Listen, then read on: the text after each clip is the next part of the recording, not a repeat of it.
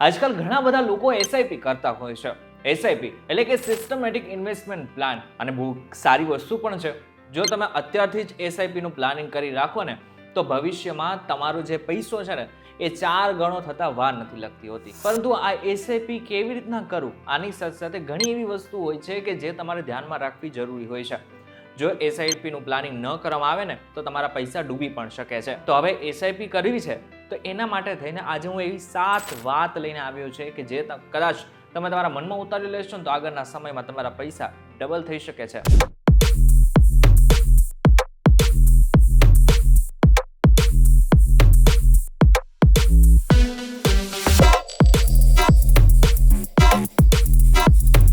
નમસ્કાર and welcome back folks VTV digital પર તમે જોઈ રહ્યા છો ડેઈલી ડોઝ, અને હું છું આપનો દોસ્ત કરણ ચડોતરા. હવે એસઆઈપી નું પ્લાનિંગ કરવું હોય ને, તો સૌથી પહેલી વાત જે ધ્યાનમાં રાખવાની છે એ છે કે તમે શા માટે એસઆઈપી કરો છો ને, એનું પહેલા લક્ષ્ય નક્કી કરવું પડે. હવે બધા લોકો માત્ર પૈસા ડબલ કરવા માટે જ એસઆઈપી નથી કરતા હોતા. એના લક્ષ્ય અલગ અલગ હોય છે. જેમ કે આગળના સમયમાં દીકરીના લગ્ન કરવા છે, તો અત્યારથી જ એસઆઈપી નું પ્લાનિંગ ઘણા પિતા કરતા હોય છે. તો બીજું, ઘણા બધા લોકોને એવું હોય કે મારા દીકરા કે દીકરી એબ્રોડ એટલે કે વિદેશમાં ભણે, એટલા માટે થઈને પણ આજથી એ લોકો એસઆઈપીની શરૂઆત કરી નાખતા હોય છે. આ સાથે બીજા ઘણા બધા એવા લક્ષ્યો છે કે જેને ધ્યાનમાં રાખીને તમારે એસઆઈપીનું પ્લાનિંગ કરવાનું હોય છે. લક્ષ્ય સ્પષ્ટ હશે તો તમે યોગ્ય ફંડ પણ પસંદ કરી શકશો. ઉદાહરણ તરીકે લાંબા ગાળાના લક્ષ્ય માટે ઇક્વિટી ફંડ સારું હોય છે, જ્યારે ટૂંકા ગાળા માટે ડેટ ફંડ. બીજું અને સૌથી મહત્વનું, બજેટનું પ્લાનિંગ કરવું પડશે. હવે તમારી ઈચ્છા છે કે તમે 5000ની એસઆઈપી કરો, પરંતુ તમારું બજેટ નથી બોલી રહ્યું કે તમે 5000ની એસઆઈપી કરી શકો, તો તમારે 5000ની એસઆઈપી ન કરવી જોઈએ. તમારા મન ફાવે એવો આંકડો પસંદ કરીને એસઆઈપી નથી કરાતી હોતી, કારણ કે આ બધું જ લાંબા ગાળાનું ઇન્વેસ્ટમેન્ટ છે. એટલા માટે થઈને ધીરે ધીરે ઇન્વેસ્ટમેન્ટ કરવાની શરૂઆત કરવાની હોય છે. અત્યારે તમારું બજેટ એમ કહે છે કે તમારે 1000 રૂપિયાની જ એસઆઈપી કરવી જોઈએ, તો તમારે 1000 રૂપિયાથી જ શરૂઆત કરવી જોઈએ. આ સાથે જ આનાથી પણ વિશેષ તમારી પાસે એક ઇમરજન્સી ફંડ પણ હોવું જરૂરી છે. ઇમરજન્સી ફંડ એટલે કે ફોર એક્ઝામ્પલ, અગર તમારી નોકરી જતી રહી છે અને 3 મહિના સુધી તમે સાવ બેરોજગાર હોવ છો, એ સમયે તમારી પાસે એક એવું બજેટ, એક એવું ફંડ હોય કે જેનાથી તમે સર્વાઈવ એટલે કે જીવન તમારું ગાળી શકો, 3 મહિના સુધી ગાળી શકો, એટલું જો તમારું બજેટ હોય, એને જ ઇમરજન્સી ફંડ કહેવામાં આવે છે. હવે ઇમરજન્સી ફંડ તમે ભેગું કરી લો, આ બાદમાં તમારે આ એસઆઈપીની શરૂઆત કરવાની હોય છે.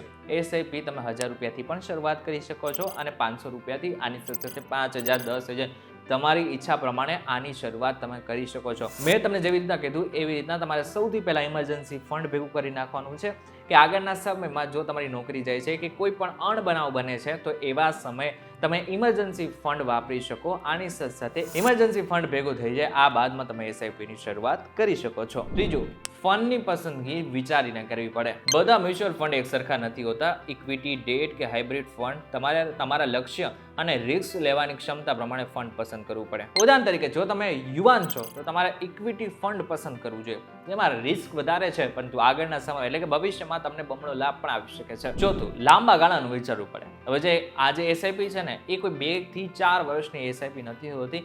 એટલા સમય માટે એસઆઈપી થતી પણ નથી હોતી, અને વિચારવું પણ ના જોઈએ. એસઆઈપી હોય છે એ જે 15 વર્ષ, 10 વર્ષ કે પછી 20 વર્ષ સુધીની પણ એસઆઈપી થતી હોય છે, જેનાથી જ તમને લાંબા ગાળે ફાયદો થતો હોય છે. બજારમાં ઉતાર ચઢાવ આવે છે, પણ ધીરજ રાખવી જરૂરી છે. 5, 10 કે 15 વર્ષનું રોકાણ તમને ચક્રવૃદ્ધિ વ્યાજનો ફાયદો આપે છે. અને નિષ્ણાતો દ્વારા તો એ પણ કહેવામાં આવે છે કે એસઆઈપીમાં ક્યારેય કોઈને નુકસાની નથી જતી હોતી. પાછું નિયમિત રોકાણ અને ડિસિપ્લિન તમારે રાખવી પડશે. આ દર મહિનાની ફિક્સ તારીખ તમારે નક્કી કરી લેવાની છે કે આ તારીખે તમે ઇન્વેસ્ટમેન્ટ કરશો. એ તમારે ચૂકવાની નથી હોતી. એ ડિસિપ્લિન તો તમારે રાખવી જ પડશે. જો તમે અધ વચ્ચે એસઆઈપી બંધ કરશો, તો તમે ચક્રવૃદ્ધિનો લાભ તમે ગુમાવશો. ઓટો ડેબિટ ફેસિલિટી ચાલુ કરી શકો છો, જેથી દર મહિને તમારે યાદ ન રાખવું પડે. છઠ્ઠું અને મહત્વનું, એસઆઈપી ને તમારે રિવ્યુ કરતા રહેવું પડશે. હવે તમે એસઆઈપી કરવાની એક વખત શરૂઆત કરી નાખી, આ બાદ તમારે તમારા જે ફંડ છે એના ઉપર તમારે નજર પણ રાખવી પડશે. દર 6 મહિને કે વર્ષે તમારા ફંડનું પરફોર્મન્સ ચેક કરો. જો ફંડ સતત ખરાબ રિટર્ન આપે, તો નાણાકીય સલાહકારની મદદથી બીજા ફંડમાં સ્વિચ કરો. આલે 7મું અને છેલ્લું, એક્સપર્ટની સલાહ લઈ લો.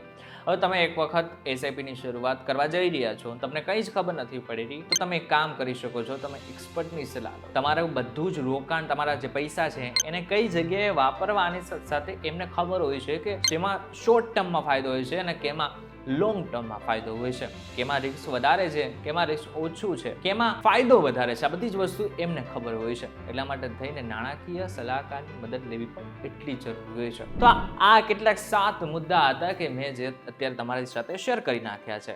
પરંતુ હા, એક વસ્તુ યાદ રાખી લેજો કે અમે કોઈ એક્સપર્ટ નથી, અમે રિસર્ચ કરીને આ બધી જ માહિતી તમારા સુધી પહોંચાડેલી છે. હવે તમારે કોઈ પણ નાનું એવું ઇન્વેસ્ટમેન્ટ કરવું હોય ને તો તમારે નાણાકીય સલાહકારની મદદ લેવી જરૂરી છે. હવે આ વિડીયો તમને પસંદ આવે ને તો તમે આ વિડીયો તમારા મેક્સિમમ લોકો સાથે શેર કરી શકો છો, જે લોકોને આગળના સમયમાં એસઆઈપી કરવી છે અને જે લોકો પ્લાનિંગ કરી રહ્યા છે એ લોકો સાથે પણ તમે આ શેર કરી શકો છો. વિડીયો પસંદ આવે તો વિડીયોને લાઈક અને શેર જરૂરથી કરજો. બધા જ ઇન્ફોર્મેટિવ વિડીયોઝ માટે વીટીવી સાથે જોડાયેલા રહેજો.